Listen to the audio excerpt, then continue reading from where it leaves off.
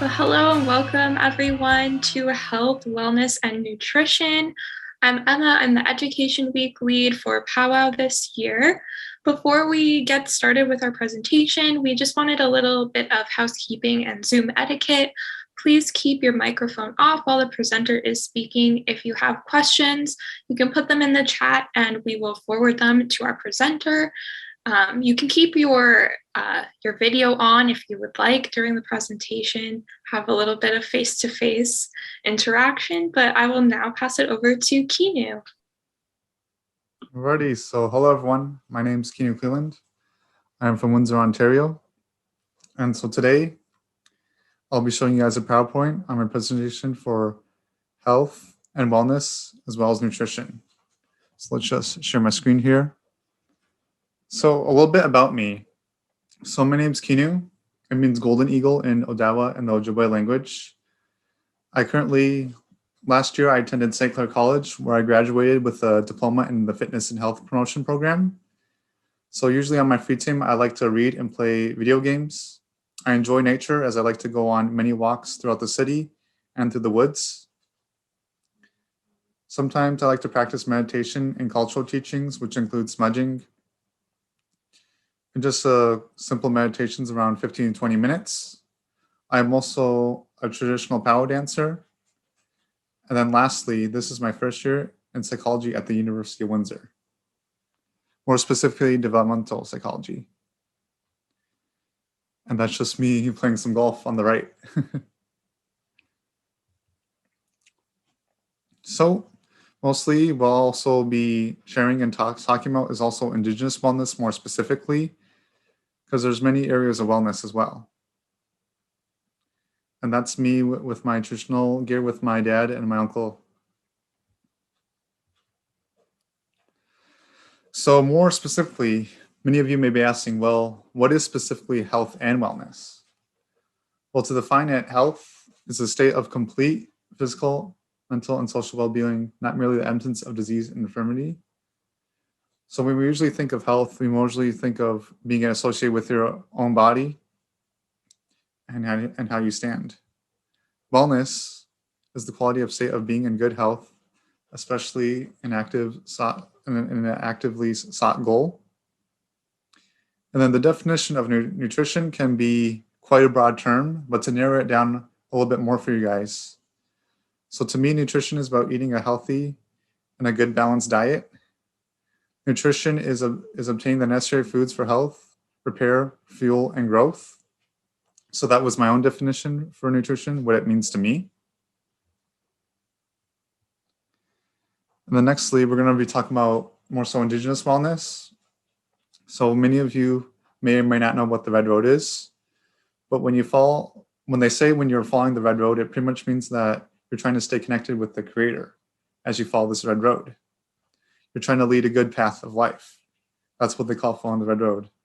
But many times people may get distracted, and they may get distracted away from walking the red road through many things that distractions could come in their social life or in their personal life. So one of these things could be smoking, and that could be a huge distraction and also an addicting distraction from walking this red road. So as we know, I won't touch upon too much about smoking, but many times smoking can be addicting, and it can also lead to other chronic diseases.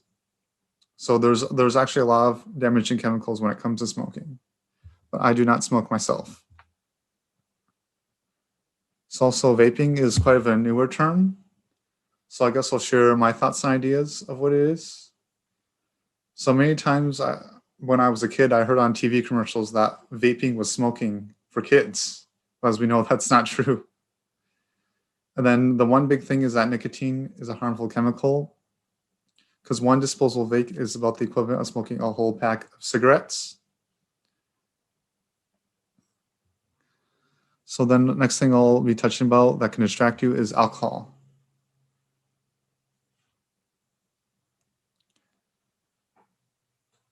So how I relate this to the fitness and health industry, when you consume alcohol, it's actually very damaging to your whole body.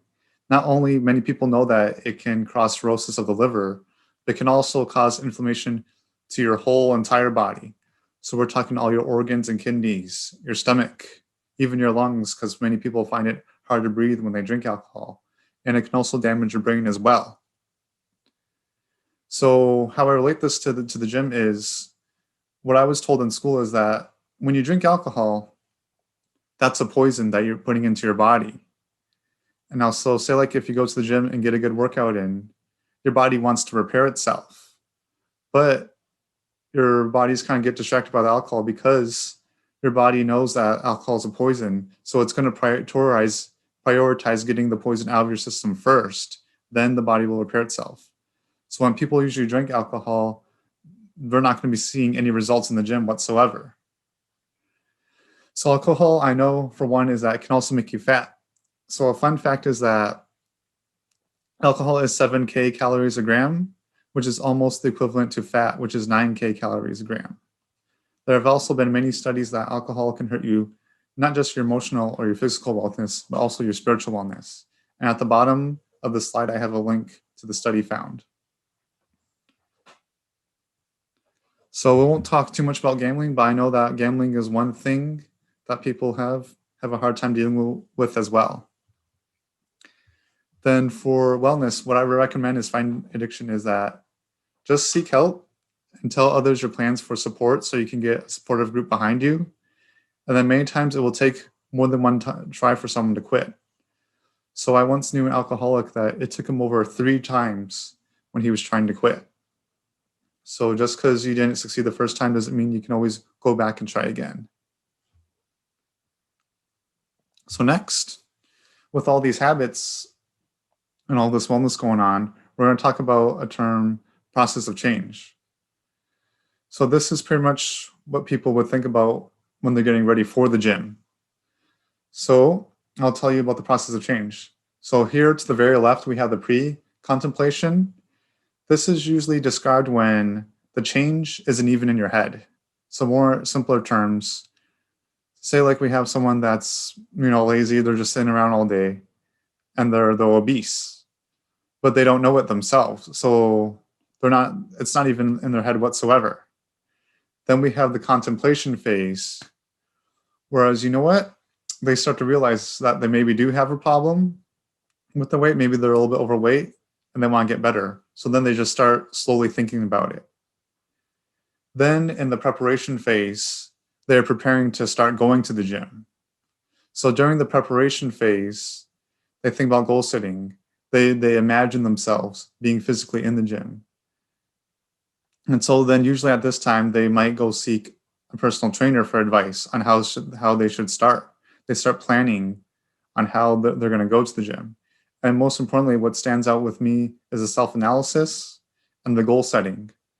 So with the goal setting, they're planning on how are they going to go there. And then finally, next, they go into the action phase. So they want to take action. So more so, in simpler terms, taking action is that they start actually going to the gym and start committing to it. Now, in the maintenance phase, this is more so of a commitment. So in the term, you've been going to the gym for 6 to 12 months. That is what the maintenance phase is. And then we have the determination phase where you've maintained it for over 2 years and a new lifestyle has just begun.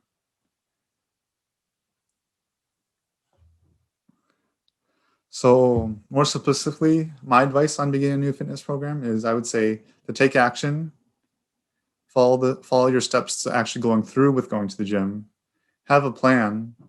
So usually what I like to do is journal or write out your thoughts on how you want to go to the gym and how you're going to achieve these new goals. Walk slowly, but never backwards. So what this quote means is, it really stood out to me, is that you just want to take baby steps when you achieve your goal. You want to have progress, but not just don't jump to it right too quickly, but be 1% better every day. So you gotta be 1% better every day, but don't ever go backwards. So then journal. So journaling is actually a pretty effective way of keeping track of your progress, and it's also a way to keep you motivated when you start going to the gym. So like journaling your workouts, writing how your workout felt, 1 out of 10, how was the workout, stuff like that. And then with the journaling phase is that it also shows you how much progress you made to where you can actually see it. Because usually people don't really see the results physically in the mirror because they see themselves every day. But if they take side-by-side pictures, then they really see the big progress. So then lastly, I would tell your friends and families so you can get a new support group. So lastly, what I want to ask everyone is, what is your why? Why do you want to start going to the gym? When we always start doing new habits or doing something new, I always want you guys to ask you, why are you doing this? Do you like what you are doing? So here I'm going to show you what a workout plan originally looks like, weekly and monthly schedules. So this is what I did when I was attending St. Clair College. I had to make a workout program for an MMA fighter, and this is what it would look like from a personal trainer. So it's all organized, and we have pretty much like a journal/calendar. We have week 1, week 2, week 3, week 4, and it gets more in depth of what specifically we'll be working on. And right here, this is my own plan that I made for the MMA fighter. This is in week 2, and it's a full body strength program. So here we can see we have the barbell bench press, the deadlift, bent over rows, parallel dips, a back squat, hip thrust, and standing shoulder press.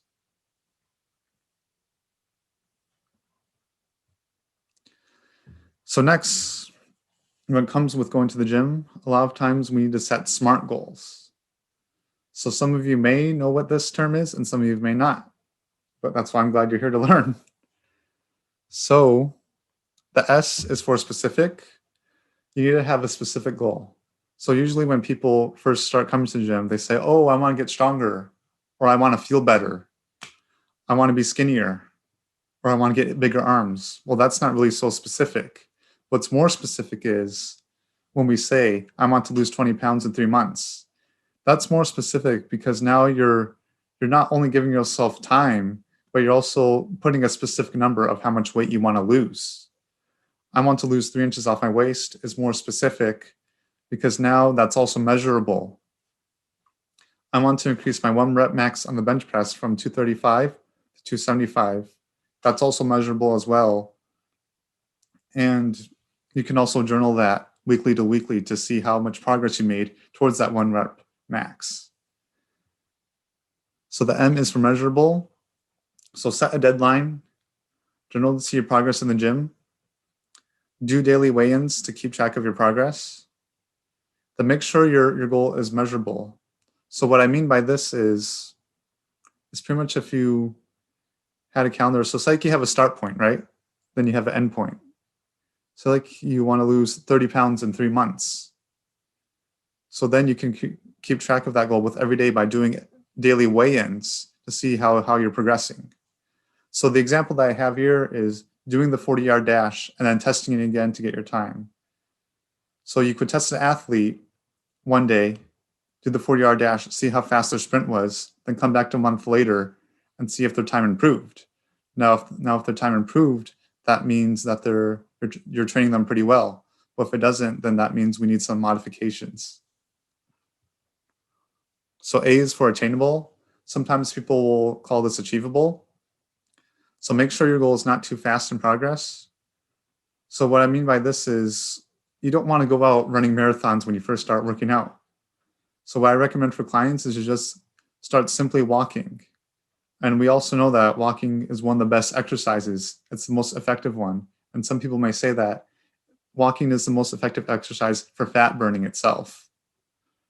So results will not come in one night, but over a short period of time.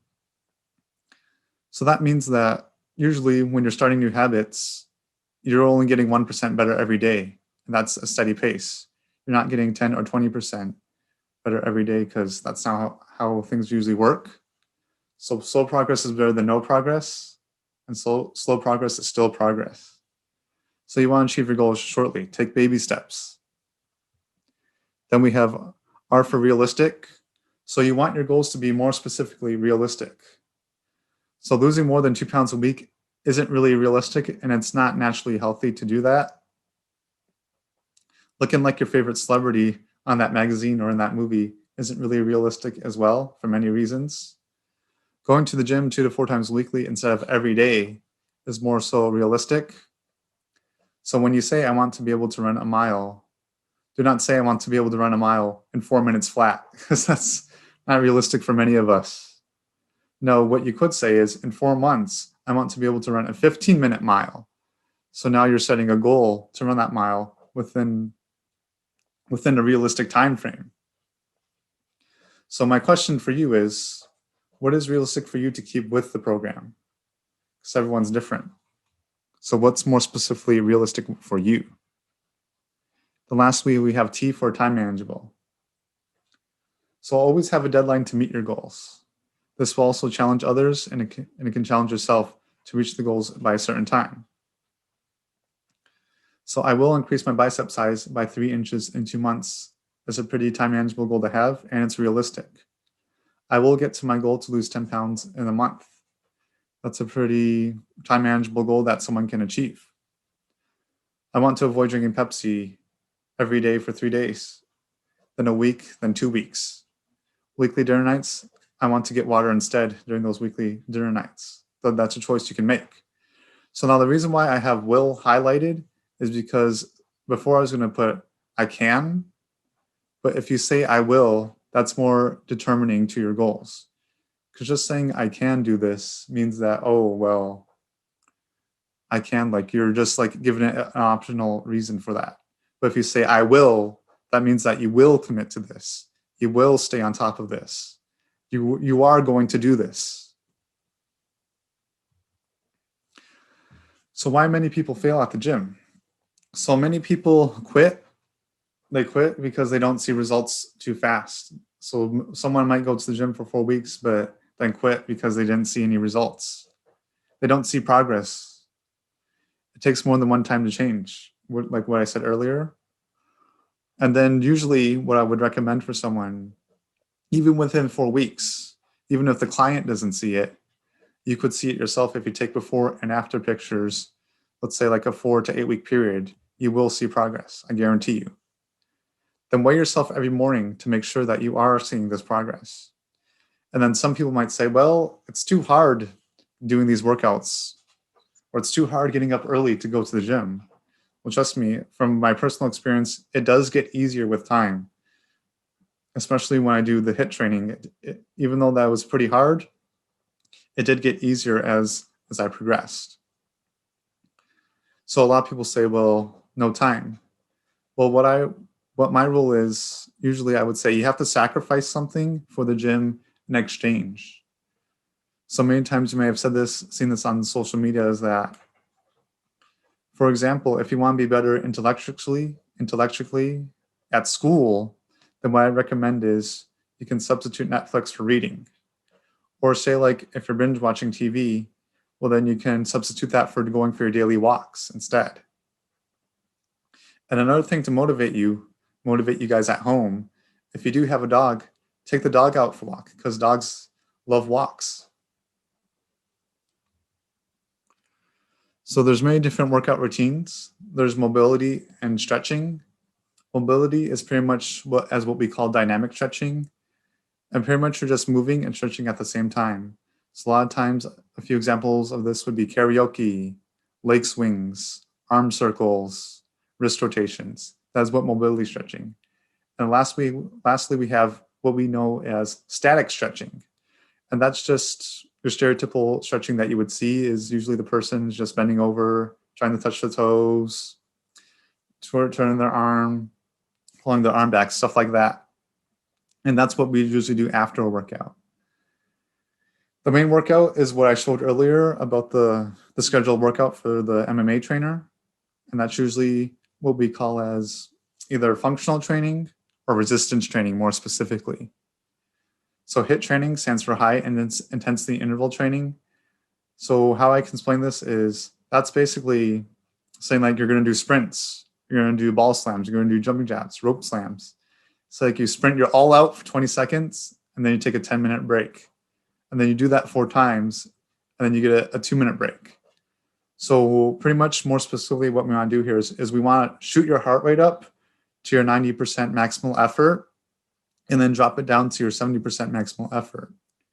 And these HIIT training workouts are also known to be a really big in fat burning.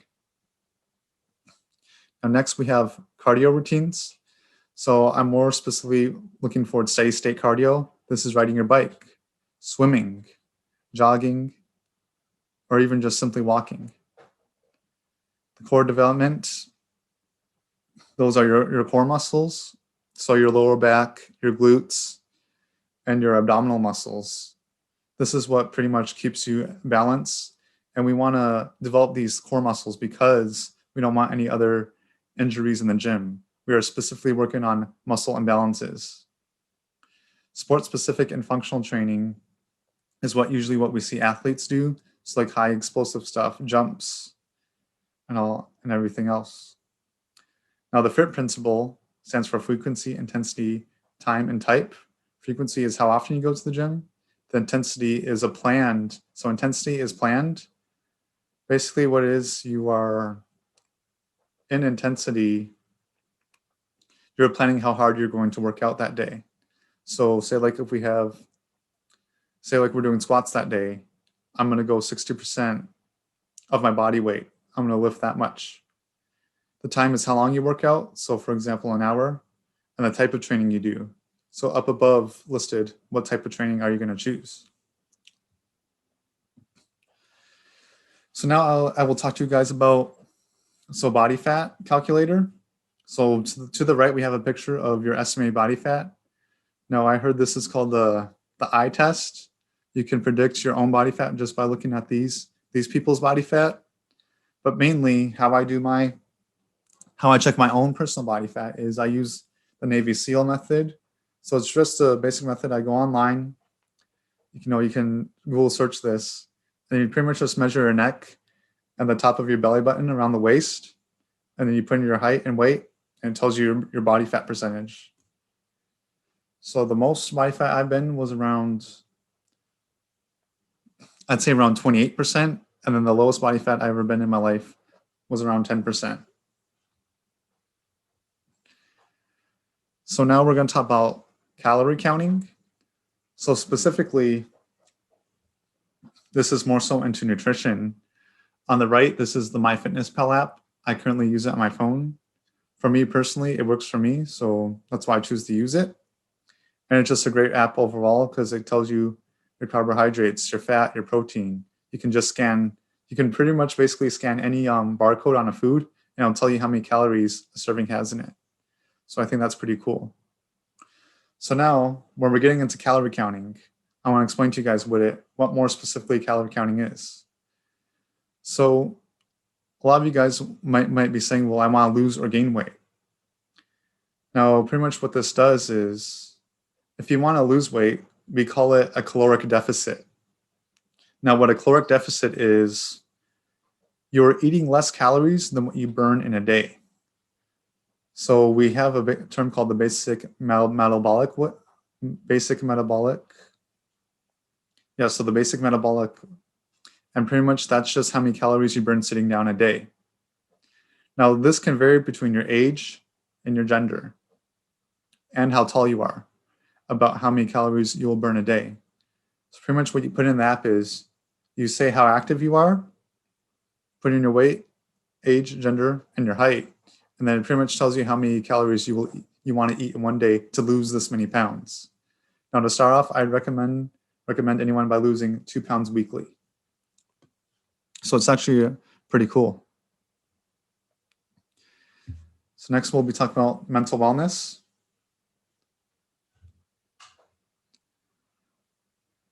So and lastly, I wanted to comment on sacrifices and commitments. So when you start this new progress, start new healthy habits in the gym, know that I've heard this story many times. You're going to lose a lot of old friends, but make new and healthier relationships in the near future. So now with wellness, you want to ask yourself your relationship to yourself and others. Identify when specific people are not healthy for you. Take care of your spirit and well-being. Your environment is what counts as well. So a toxic environment makes working no longer fun. You're less motivated when you don't have a clean environment. Find a different room for other activities. So like if you're doing online classes, online business meetings, one of my professors told me to don't actually do the class inside your room, but find a more so peaceful room you can go to around your house. And the place you live, one thing I want to ask is, your current environment in your city. Where do you live specifically? Do you see garbage around your neighborhoods when you go for daily walks? Is it something that you like to see? And then now, lastly, I want to say about always have a clean desk. I recommend everyone to have a clean desk because when you have a dirty one, you kind of get dirty thoughts. But if you have a clean desk, well, then you have a clean mind. So your environment really counts. So next we'll be touching base on the 7 dimensions of wellness. So we have your physical wellness. So this is taking care of your physical body. And this can also be clean hygiene as well. So usually how you take care of your physical body is you exercise and you have a good nutrition-based diet. And lastly, what I added there by myself was pretty much my own terms is safety. You want to protect yourself from injury, and you also want to protect yourself from risky behavior. So if you are skateboarding, if you are riding a bike, wear a helmet, because that's what I do every time I ride my bike. I know a lot of people currently here in Windsor that don't do that. It's kind of dangerous. And also wear safety protection in the workplace. So emotional health. So how to express emotional health and emotional wellness is what I would say is to use gratitude journals. This will make you open your mind and thoughts more emotionally. And pretty much when I started using gratitude journals it made me more thankful for what I have currently. So a few examples that I was thankful for, or that I still am thankful for, is that I have a roof over my head every day. I actually get to sleep in a nice bed tonight. I get to have a nice meal tonight, because not everyone has that. That's how I express my gratitude personally. So what else you want to do is you want to express healthy emotions. So you can express happiness. You can express anger, only in a healthier way. And you express loving as the emotional wellness as well. So have positive self-esteem thoughts, be optimistic, and have healthy thoughts about yourself. Be kind to yourself. Be accepting and forgiving to others as well. So ask and journal your thoughts and your feelings to yourself. Ask, why am I feeling this way today? Or just say, hey, I think I had a pretty amazing day today. Let's hope that day goes the same way tomorrow. Occupational wellness, what I get out of this is it's more so your workplace, your career wellness. So making use of your gifts, characteristics, attributes towards your professional career. Be open to learn new things and explore your environment towards your career. Now your intellectual wellness, we won't touch too much on this, but pretty much what that means is your brain health. It's like eating the right foods and drinking plenty of water can contribute to your intellectual wellness. Reading, pursuing education can also contribute to your intellectual wellness, but finding new ways to expand your knowledge. So what I would recommend to expand your knowledge, how you can expand this, is learn to play, learn new things, go out there and ask questions, learn to play an instrument, or even be welcome to learning a new language. Can be one way to expand on your intellectual wellness. So now we have social wellness. So social wellness, working on this is developing good communication skills, which I need help on too. So which I am willing to work on as well, is my communication skills personally. Developing intimacy with others, developing healthy relationships, create a support network of friends, get involved, share your honest thoughts and feelings to others. So now here I have some Indigenous teens that are actually having real life interactions. So what I was looking up a few days ago was, these days everyone has a phone. Everyone is communicating with each other by texting, emails, or through Facebook. So what studies found was that that's not a real social interaction with other people. It's just not real because one, you can't see when you text someone, you cannot see how the expression they're making, their facial features, or you can't even see what tone they said these things in. So when we get that, it's different when we get that face-to-face interaction. And a helpful tip I heard is that when you're at the dinner table, some people, what they will do is they'll tell everyone to get out their phones and put it in a basket so that they can actually have real conversations at the dinner table. It's kind of crazy that we have to do this in 2021.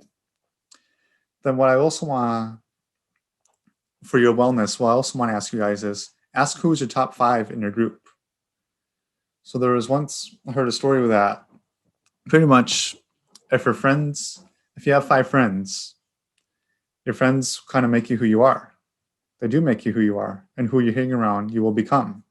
So a good example I have for that is if you have 5 friends that are 5 alcoholics, well, then you're most likely the 6th alcoholic out of that group.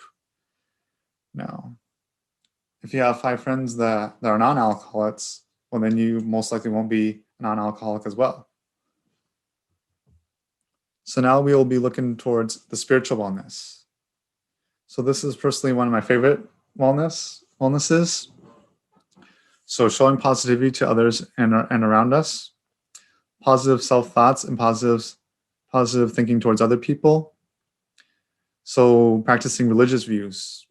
If you do practice religious views, good on you, because you are practicing spiritual wellness. When in hard times, practicing healthy coping skills can be beneficial for your spiritual wellness instead of self-destruction. Explore nature and watch sunrise and sunsets. This is one way to help with your spiritual wellness. Journaling is also another way to help with spiritual wellness. Have purpose in life and express gratitude every day. Your environmental wellness really counts. Your personal environment and the way you live. Recycle for a better and clean earth. Be thankful and acknowledge the earth we live on today, because this is our home. Clean your environment, clean mind. So then, with wellness, a lot of times many Indigenous people have intergenerational trauma. So a lot of this can be traumatic racism, sexual trauma, abuse, depression, and neglect. These are all things that I would recommend people to get help on or use any of the coping mechanisms that we have from our teachings, which will help us get through these hard times. And I'd also want to acknowledge the Every Child Matters movement. So our teachings help us spiritually and emotionally, and it can also help us physically as well, because with a lot of our medicines, there's also physical benefits to it. So our teachings, Sweat Lodge, smudging, ceremonies, Longhouse, and the Midday Wind Lodge are all places where we can go to begin our healing journeys.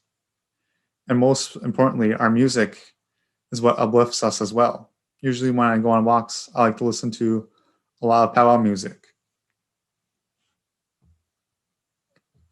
These are a few books that I like to read on my own time. I'm currently reading The Atomic Habits.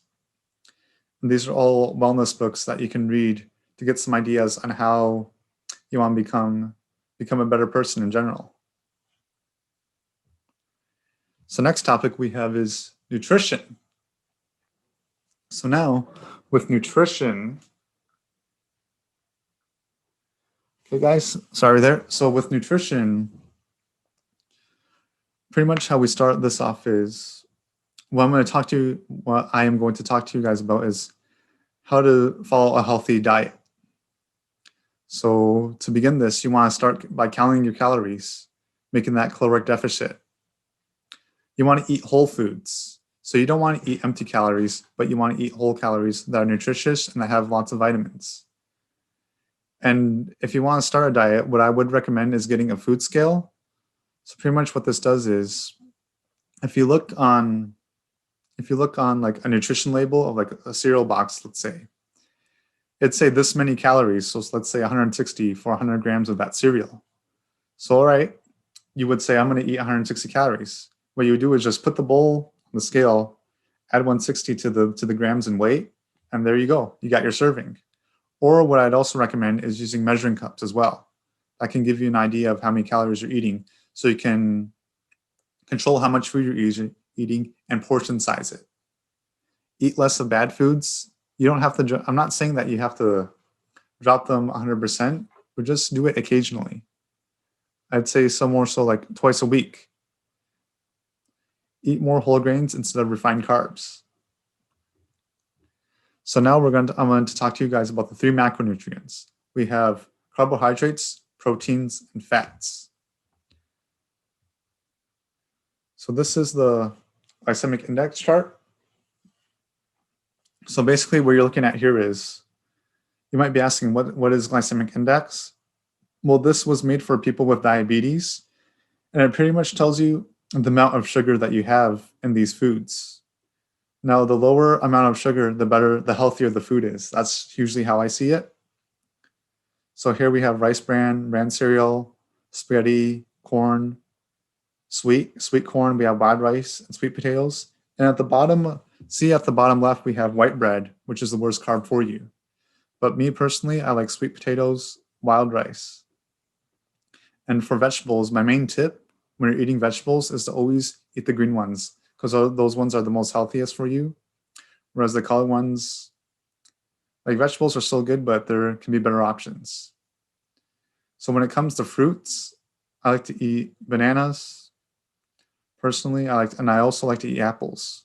That's like my main go-to fruit. And then with dairy, recently the Canadian Food Guideline just cut out dairy because they found out that it actually inflames your body. Now with First Nations health, dairy isn't really recommended because a lot of us are lactose intolerant. So that just wouldn't go well with our diet. So eat well, live well. So to the left is the Canadian Food Guide, and to the right is the First Nations Canadian Food Guide. So many of these food guides are similar, but they do have their differences. And I will be talking to you guys talking to you guys how it's different ahead. So with carbohydrates, whole grain carbs, sweet potatoes, brown rice and wild rice, and fruits and vegetables. So many people don't know this, but fruits and vegetables are carbohydrates. And so next I'll be explaining to you currently as Indigenous people our ways of getting carbohydrates. So how we get them is through squash and beans. So squash, I actually like it myself. I like butternut squash personally, and I can just eat it plain, and it's actually really good. So that is one of the healthiest options. And then also sweet potato is a very healthy option as well. Eat this, not that. So here to the left, we have a sweet potato.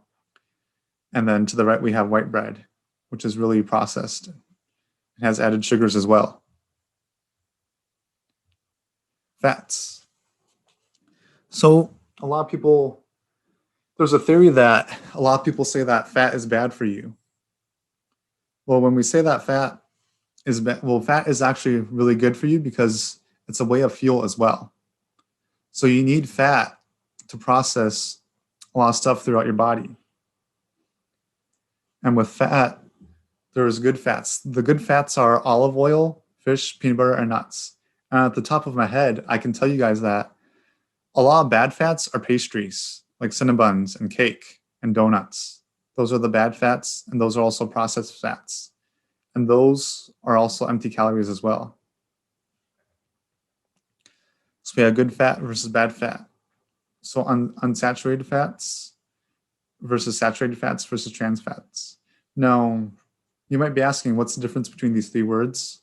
Well, pretty much it's their molecular form of hydrogen and carbon atoms. Their chains kind of look like how you see in chemistry classes, just look a bit different from each other. But what you want to eat in your diet is unsaturated fats. And you can eat saturated fats every now and then, just not too commonly. So healthy fats would be the fish, and seeds. And then artificial fats, which are trans fats, are pretty much just processed sugars, which lead to fat. And those can be donuts. So here, you want to stay away from all the pizza, the burgers, and the fries, which are really high in fat. But at the bottom, you can see him. He's like, yes, to avocados. That's what you want in your diet. So the reason why I have a picture of this athlete next here is because this is a YouTube influencer. His name's Jeff Cavaliere, and pretty much in one of his videos, he explains a story that he grew up in the 90s. And during those times, a lot of people in America were becoming obese. Obesity was a huge thing. So the main thing was to cut out the fat. Grocery stores were cutting out the fat everywhere. But what we didn't know what they were doing was pretty much they were adding a bunch of sugar to these foods to make it taste good. So now Jeff Cavaliere pretty much explains that, well, fat's actually good for you, because when he cut out all fat in his diet and eliminated it, he started having problems with his eyes. He started having problems with his retina, which then pretty much contributed to him. It contributed to him not being able to withstand sunlight, and he couldn't even walk outside to even see the sunlight. So fat contributes to your overall health in many ways, not just physically, also mentally, and other parts of your organs to help them function. So now proteins. Proteins are also very important in your diet because you have fish, chicken, lamb. So these are all forms of protein. And then with fish, I recommend salmon or cod or sardines. Those are actually really good fish as well. I'd recommend getting it straight from the butcher. Chicken, I'd recommend skinless chicken breasts. And lamb, I'd recommend the shoulder. So now when we talk about beef, a lot of people may debate that beef is bad for you because of all the added pesticides that are in the grass, which cows eat. But to get the most out of beef I'd recommend ribeye, New York strip, or extra lean beef, which is really good and it's high in protein. Now keep in mind that beef does have, it's a mixture of protein and fat, so you're also going to get a little bit of fat from the protein. So now bison, so duck and rabbit, another game of birds, are also high in fat as well, but they also have protein. Now I'm going to touch base on venison and bison. These are very lean animals, so these are probably the best sources of protein. And as you can see with the First Nations diet, we've been eating venison, bison for years. So it'd be really good to eat the venison because I just love it. It tastes really good. And for me personally, pork is optional because of how, pretty much I'm saying this is because with pork, it is unhealthy for you because of all the added salts and ingredients that they put in bacon and what they put in hot dogs.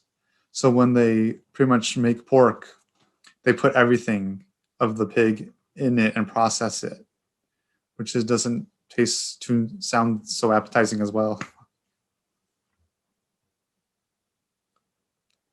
So now with proteins, pretty much when you eat protein, this is pretty much the main thing that fuels your muscles.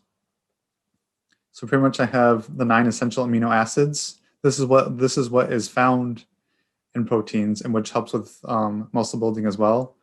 There's 11 non-essential acids where our body doesn't make these amino acids.